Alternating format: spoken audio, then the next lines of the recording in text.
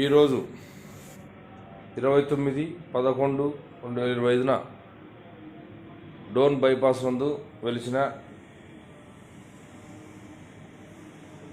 శివయ్య గారికి ప్రత్యేక పూజలు నిర్వహించడం జరిగింది.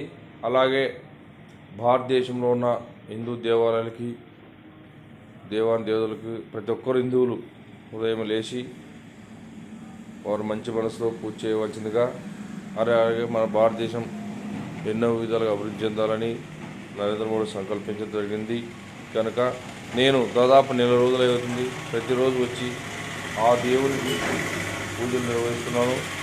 ఉదయం 4 గంటలకే వస్తున్నాను టెంపుల్కి. కనుక మీరు కూడా అందరూ ఈ దేవునిలో ఆశీర్వాదాలు కావాలని కోరుకుంటూ జై శ్రీరామ్, జై శ్రీరామ్, జై ఓం నమః శివాయ, హర హర మహాదేవ, శంభో శంకర, ఓం ఓం.